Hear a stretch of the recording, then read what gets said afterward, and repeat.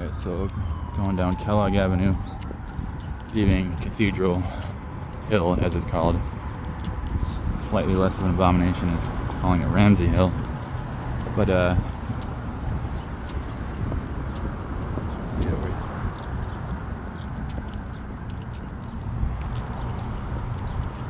It's high ground in Twin Cities. Where Alexander Ramsey orchestrated the genocide and concentration camp system against the people of the Midwest, basically, the country I come from. It's called the Midwest in English. And this whole narrative that we're fed, everyone is fed, even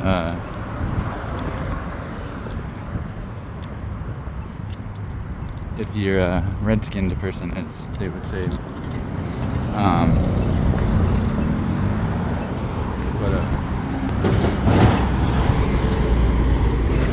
So I want to talk about the connection between the Homestead Act and the Dakota Uprising of 1862, as well as the appearance of the organization called the Molly Maguires, also in 1862. Anti-landlord militant organization for self-defense. So 1862 was after the Dakota, the people of the river, had been swindled out of their homeland down to around Mankato. And that was process of that started in 1842 when I think it was, I don't remember when the treaty was called. It was signed that like the last treaty that where they were basically deported to barren land to die was the intention. But what happened was Alexander Ramsey was commissioned by the U.S. government in the 1830s, I believe it was.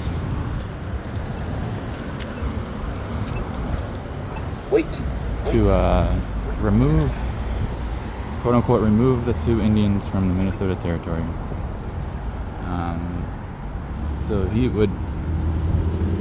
pulled some shit all through from Philadelphia all the way out this way. His mansion is right over here, over my shoulder.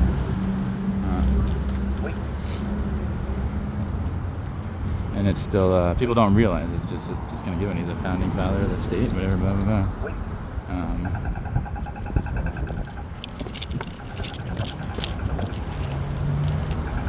So what he would do, something that was being done to the Irish in a very similar way at the same time in history. So as part of the treaty, it was the objective was genocide, but it would be manipulation and underhanded methods, and so the Dakota people, the Mid-Waukenton Dakota in this case, would have to. They were defeated in battle by their traditional enemies. Most notably St. Croix Chippewa, as they're known in the American English history books, who were armed with guns, that like weaponry that the Dakota didn't have, just because they happened to be situated further west, in the better land, the more fertile land. But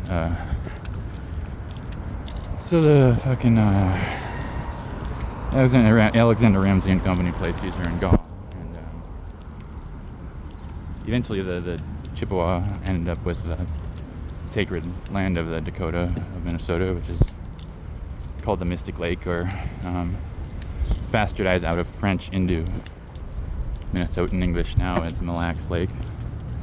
Up north, it's a bit of a Chippewa reservation, or Ojibwe, Anishinaabe, but historically, it is the sacred homeland of the Dakota people, and the Lakota people, I believe.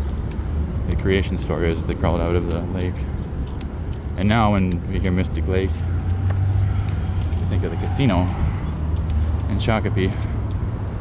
Shakopee was a chief of the Dakota. Last recorded battle of Dakota versus Chippewa was at Shakopee.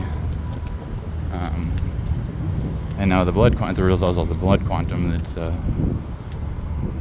that particular tribal leadership is corrupt and rotten to the core. They keep it tight. They cast their own children away.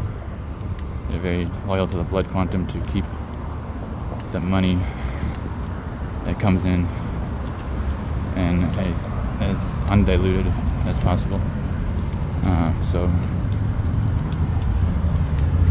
there's 300 of them left, and these are the direct blood descendants of those who were hanged at Mankato in 1862.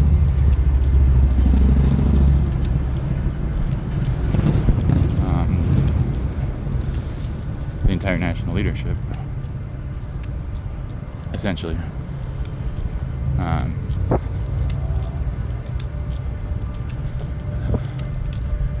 They rose up in a way very similar to the Irish in 1916. A sort of desperation struggle. They were starving. As part of the deal with the treaty, they were to be given grain. Like they were forced to live like English people. If they wanted to not, be killed.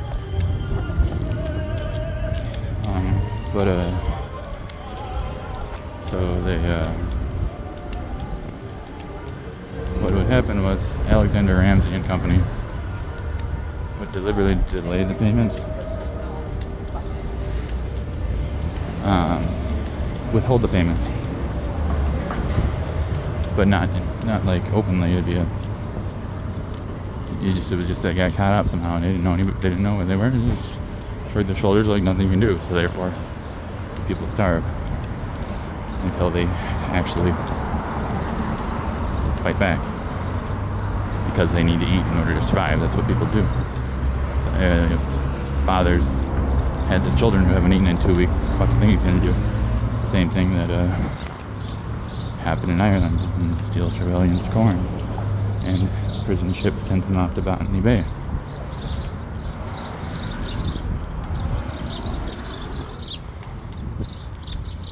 So they rise up, and this is deliberately planned to provoke them to attack, in order to justify the sending the cavalry.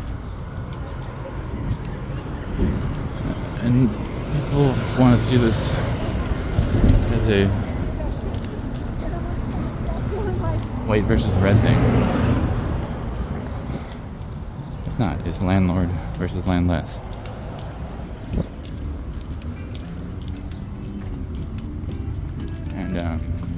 Look on the list of names of the executed at Mankato. A good chunk of them read French mixed blood.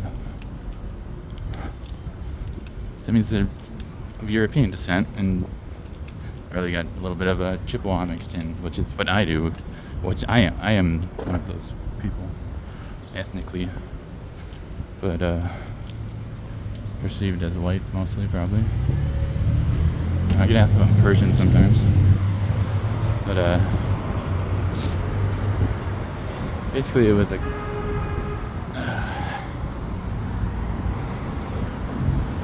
about how Jews and Muslims lived in Palestine in peace before the Zionist program, modern Zionist program that we know today came through.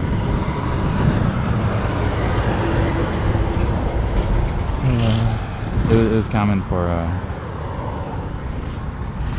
like European immigrants, like poor people for the most part, to be lured and winked and nodded along to what they were implicitly told was free or cheap land, which was actually on sovereign Lakota national land. And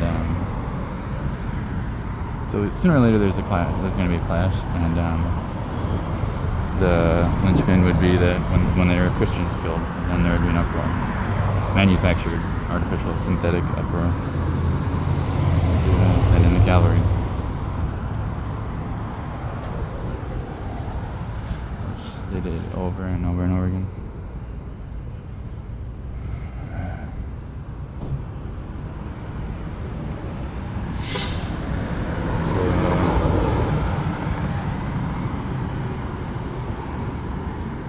Another guy in history, from Minnesotan history, by the name of Henry Sibley, who was born and raised here. He was not a foreigner from a foreign nation in the foreign city of Philadelphia, like Alexander Ramsey was.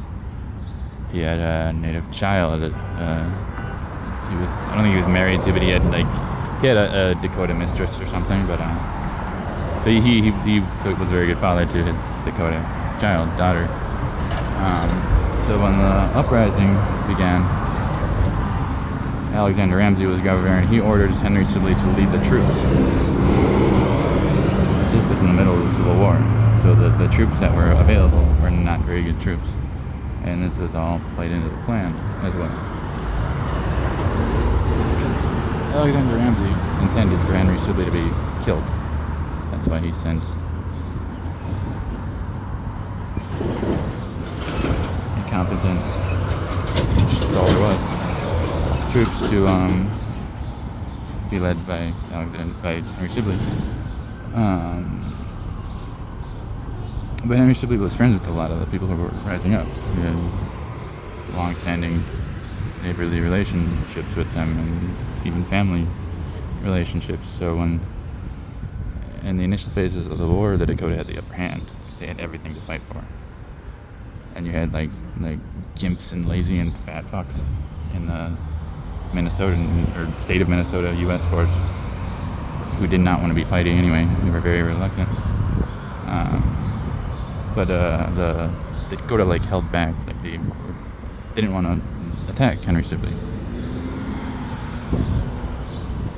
So he wasn't killed as Alexander Ramsey was intending. But it was a bloody mess. And eventually it was all by design, manipulated from above. The landlord interests, England and New England. And we're not talking about William Penn.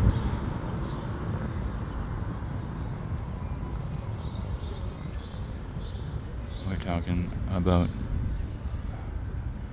the national question.